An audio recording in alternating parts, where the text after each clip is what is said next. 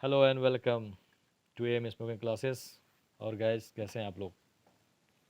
मेरे बहुत सारे स्टूडेंट ने मुझे मैसेज किया कि वेलकम बैक सर, यूट्यूब पे आपका स्वागत है। और वाकई अच्छा लगा। बहुत सारे मैसेज करें सर आप कहाँ गायब हो गए थे।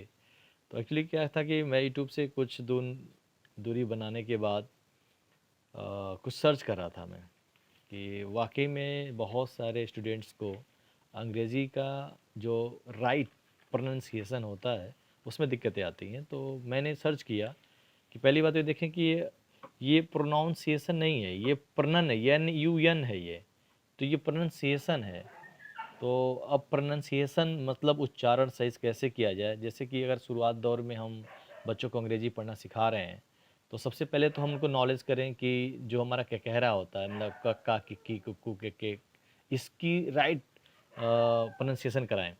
और इसके अलावा वावेल जो हम देखते हैं ए ई आई ओ यू होते हैं तो उनकी जो मात्राएं दी थी जैसे कि वावेल है या ना। तो यहाँ देखिए क्या है, आ का है तो ये है, ई है तो डबल ई हो। तो ये अमूमन बच्चों के रटवा लें। और ये रटवाने के बाद अगर आप ये वीडियोस देख रहे हैं अपने बच्चों को बताएं कि बिल्कुल ये जैसे वीडियो में बता रहा हूँ, अ का ए है, आ का ए है, ई का आई है, ई डबल ई है, ऊ का यू है, ऊ का डबल ओ है, ए का ई है, ए का ए आई है, ओ का ओ है, ओ का ए यू है। इसी तरह से अंक का ए एम भी होता है और ए एन भी होता है। ये ध्यान रखेंगे ज़रूर कि कहीं कहीं ये ए एम भी होता है और कहीं कहीं ए एन भी होता है। और अह का ए एच। अब ये मात्राओं का अभी तो ये हम देखें कि स्वर के साथ दिया गया था, लेकिन मात्राएं केवल देखें कि आग की मात्रा यानी अगर ऐसे और एक डंडा हो, ऐसे कोई अक्षर लिखा हो उसका आगे ये हो तो वहाँ हम ए लगा देंगे।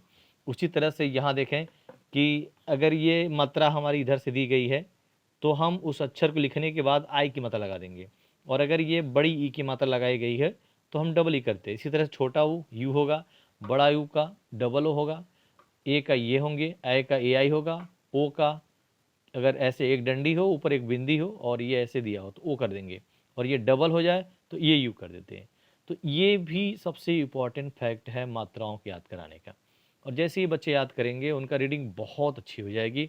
अब मैं आपको बताऊं कि इसी तरह से आपको कॉन्सोनेंट जैसे क का के होता है तो ये भी ध्यान रखना है कि सी से भी हम क मानते हैं। कैसे मानते हैं मैं अगले वीडियो में आपको बताऊंगा। फिलहाल अभी हम ये छोटी सी बेसिक चीज़ बताएं। कॉन्सोनेंट देखें, व्यंजन जो होते हैं, बहुत सारे लोग कहते हैं ये व्यंजक है, व्यंजक नहीं व्यंजन बोलेंगे इसको। सही जो उच्चारण होना चाहिए वो व्यंजन है।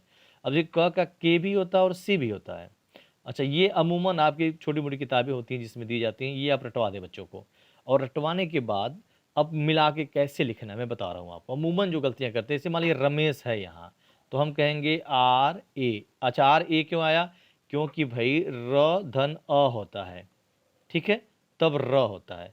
तो यहाँ अ छुपा हुआ तो र और मेस यम ई एस एच करते हैं, ठीक है। तो आप कहेंगे कि सर यहाँ आर ए तो कर दिया आपने रमेश में, तो यहाँ यस यच में देखें कि यस यच यहाँ पे क्या होती है कि यस यच के आगे आपने यहाँ भी तो अ आना चाहिए। तो जब अक्षर लास्ट में आ जाती है, जब कोई व्यंजन दिया हो तो वहाँ हम ए नहीं लिखते। जैसे अब देखिए समीर, तो यहाँ लिखेंगे S A M double E R क्योंकि बड़ी की मात्रा है, समीर कर देंगे, ठीक है। यहाँ यस ए आ गया ऑटोमेटिक, ये यहाँ पे आएगा अभी। लेकिन यहाँ आर के आगे अब यहाँ अगर हम आर है ना, यहाँ ए नहीं लिख सकते हैं क्योंकि यहाँ लास्ट में जब कॉन्सोनेंट आता है तब हम वहाँ पे और नहीं लगाते। जैसे शरद है तो yes H A R A D, तो अब डी के आगे ए नहीं लगाएंगे। अब महेश में है तो M A H E S H, लेकिन यस एच के बाद ए नहीं लगाते हैं, ठीक है। और अच्छा यही एस एच आगे आ जाता, जैसे आगे आ जाए आपका कहीं नाम कहीं लिखा हो, जैसे सरद में था स र द, अब यही एस एच आगे आ गया था तो यस एच के बाद हम ए लगा लेते हैं, ठीक है। यहाँ लगा लेते हैं कि जब लास्ट में आता है तो लास्ट में अ नहीं लगाते। क्लियर हो रहा है? देखिए सचिन, तो S A C H I N, Sachin में बड़ी छोटी की मात्रा है तो हम आई लगा लेते हैं। अब यहाँ विकास में देखें वी आई के एस, झांसी है तो अब झांसी में देखें जे एच ए, अब देखिए यहाँ एन दिया है ना, ए एन झांसी, ठीक है। और ये डबल ई कर देंगे आप, ठीक। तो ये बड़ा इंपॉर्टेंट चीज़ होता है कि बच्चे अक्सर कंफ्यूज जाते हैं कि अगर M A D A N Madan होता है तो एन के बाद ये क्यों नहीं लगाते, क्यों नहीं लगाते? जब आखिरी अक्षर हो जाता है तो सिर्फ वहाँ पे हम केवल उस अक्षर का जो स्पेलिंग होती है वही लिखते हैं, उसके बाद हम ए नहीं लगाते हैं। अच्छा, ये घनश्याम देखें, घनश्याम को लिखना हो क्या हो, घनश्याम है तो GHAN लिखकर SHYAM लिख देते हैं हम घनश्याम। लेकिन अगर घनश्याम को बड़ा करके पढ़े घनश्याम, ठीक है, जिसे यहाँ लिखा है घनश्याम, तो GHANA आ जाएगा। क्यों कि जब किसी अक्षर को हम बड़ा करेंगे तो वहाँ ए लगाना पड़ जाता है। क्लियर हो रहा है ना, कॉन्सेप्ट समझ आ रहा है ना। बहुत सारे लोग कभी कभी घनश्याम की स्पेलिंग में गलती कर देते हैं, तो जब वो बड़ा आप जैसे लंबा खींचेंगे तब वहाँ पे GHANA कर सकते हैं। अब मैं जो आपको बताने जा रहा हूँ सबसे महत्वपूर्ण चीज़ है। अब यहाँ तक ध्यान रखेंगे आप, पहले तो छोटे बच्चे को सबसे पहले सिखा दें अ आ इ ई वाले के साथ साथ क ख ग घ ककहरे की स्पेलिंग, और उसके बाद इतना सरल ये वीडियो होने वाला है, ये क्रांति लाएगी, ये बच्चों को अंग्रेजी पढ़ने की क्रांति लाएगी। लड़का UKG से लेकर अगर 1 2 3 4 5 तक है, उसे ये वीडियो जरूर दिखना चाहिए। और अगर आप मान लीजिए आप बड़े हो गए हैं लेकिन आपको अभी अंग्रेजी नहीं पढ़ने आती, तो भी आपको ये वीडियो देखना चाहिए। अब देखिए ए है ना, इसको ए को क्या क्या नहीं पढ़ते भाई साहब, देखिए अ पढ़ते हैं, आ पढ़ते हैं, यो पढ़ते हैं, औ पढ़ते हैं, आ पढ़ते हैं, अ पढ़ते हैं, मतलब ये इतने इसके उच्चारण होते हैं। अभी ETC भी है इसमें। अब क्या क्या है एक एक करके मैं बताऊंगा। अच्छा, ए इसको अ भी पढ़ा जाता है, अ के बाद अक्षर छोड़ के ई हो, जैसे मान लीजिए अ हो उसके बाद अक्षर ई हो, तो अ का जो उच्चारण होता है वह एव हो जाता है। जैसे अब यो मतलब ये की मात्रा, जैसे बेल है ना, लेट है ना, लेट हो गया, ले ट। अब ये गे ट हो गया, क्योंकि अगर एक कॉन्सोनेंट हो और फिर ए हो और फिर एक कॉन्सोनेंट हो फिर ई हो, तो वहाँ जो मात्रा होती है वो यो वाली हो जाती है। जैसे डेट, डे ट ऐसे होता है ना, डेट हो जाता है, टेम, प्लेट, फेक। ये कब पढ़ेंगे, जब एक कॉन्सोनेंट दिया हो, जैसे ये कॉन्सोनेंट है और फिर ए हो, फिर एक कॉन्सोनेंट हो और फिर एक ई हो जाए, यानी ए हो और ए डैश देके ई हो, तो हम ऐसा पढ़ते हैं। ठीक, अब ये देखें आप, बिल्कुल ध्यान से देखेंगे आप, अगर ए हो, ए अक्षर है ना, और बीच में एक कॉन्सोनेंट हो और फिर ई आ जाए, तो उसको अतः ये एओ पढ़ते हैं, एकदम आराम से पढ़ते हैं, यानी जैसे फेयर है। अब यहाँ ना एकदम अ आ जाता है, ये समझिए। अब ये अ हो गया, जैसे fair, care, wear, hair, share, scare, pair. समझ रहे ना। कब ये पढ़ते हैं, जब ए हो और एक कॉन्सोनेंट दिया हो और ई हो, तो ये समझ जाइएगा उसमें हम जो आर होता है, आर वाली मात्राओं में ये ध्यान रखेंगे कि ये आर के साथ ही ये ऐसा होता है, जब आर लगा रहता है तब हम ऐसा करते हैं कि उसमें हम अर कर लेते हैं। जब भी लास्ट में ARE आएगा, देखें जब भी लास्ट में क्या आ रहा है, जब भी किसी शब्द के अक्षर के अंत में एक वर्ड है उसके लास्ट में ARE आएगा, तो ध्यान रखिएगा उसको हम अर कर लेते हैं। ठीक है, और ए की मात्रा लगा लेते हैं, जैसे फेयर, केयर, डेयर भी हो सकता है इसमें। ठीक है, डेयर, DARE, डेयर भी हो जाएगा। अच्छा, अब देखें दो व्यंजनों के बीच में ए आए परंतु ई ना आए। अब दो व्यंजन दिया हो और उसमें क्या हो कि व्यंजन तो हो, ए तो आ रहा हो पर ई ना आवे, तो उसको सिर्फ हम क्या पढ़ते हैं, एन की, जैसे ए की मात्रा लगे लगाते हैं, ए की मात्रा लग जाता है, जैसे RAN ran, MAN man, BAD bad, FAD fad, SAD sad, LAD lad, CSH cash, LND land, MATTER matter और PAC के पैक। ये क्या हो रहा है, इन शब्दों के लास्ट में ई नहीं आनी चाहिए, तो वहाँ अ जो होता है वह ई की मात्रा वाले हो जाता है। इससे ऊपर जो मात्रा लगता है ना ए की, ये मात्रा लगा लेते हैं, रैन मैन हो जाते हैं। समझ आ रहा है ना। अब मिला के देखिए, फिर से देख लें कि दो व्यंजनों के बीच में ए आए परंतु ई ना आए, तो जहाँ अ होता है वह ए हो जाती है।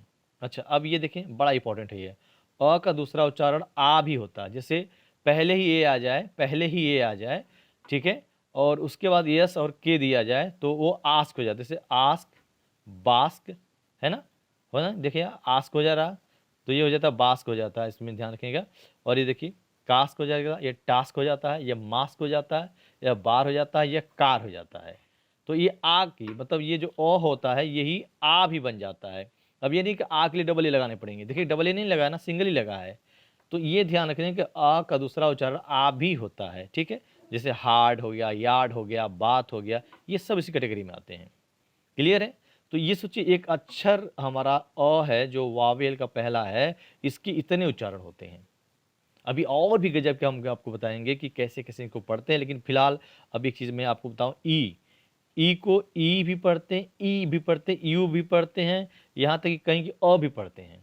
अब देखिए अगर एक अक्षर ई हो, ठीक है, और डैश दिया जाए यानी यहाँ कॉन्सोनेंट हो फिर ई हो, तो क्या होता है उसमें ध्यान रखिएगा। और ये देखिए ई आर ई है ना, अगर ई हो, आर हो और ई हो और इसके आगे एक कॉन्सोनेंट हो तो यू हो जाता है, यू। जैसे यम ई आर ई, तो ई आर ये लास्ट में आ गया, तो ये अब यहाँ ई की मात्रा मी का मात्रा हो जाएगा मीयर हो जाएगा, स्फीयर हो जाएगा, ये देखें एटमॉस्फियर हो जाएगा। तो अंत में मतलब उसका उच्चारण होगा ई और के रूप में हो जाता है। कब होता है? जब ई हो डैश देकर फिर ई हो, ये ध्यान रखेंगे। ई आर ई हो, E R E R E R E हो, तो वो ईयर टाइप का आता हो, जैसे मीयर, स्फीयर, एटमॉस्फियर। ठीक है, ये बहुत ज़्यादा ध्यान रखिएगा इस मामले में, ये ज़्यादा आपको अलग से ये बताया जा रहा है, इस पर विशेष ध्यान दीजिएगा आप लोग। अच्छा एक चीज़ देखिए, अगर ई हो और कोई कॉन्सोनेंट हो और फिर ई हो तो वो ईओ की मात्रा कर दिया, जैसे कंप्लीट। अब देखिए कंप्लीट, ये जीन हो गया, ये कंसीड हो गया, यानी ई अक्षर ई हो जाए तो ये समझिए कि ये ई की मात्रा दे रहा है।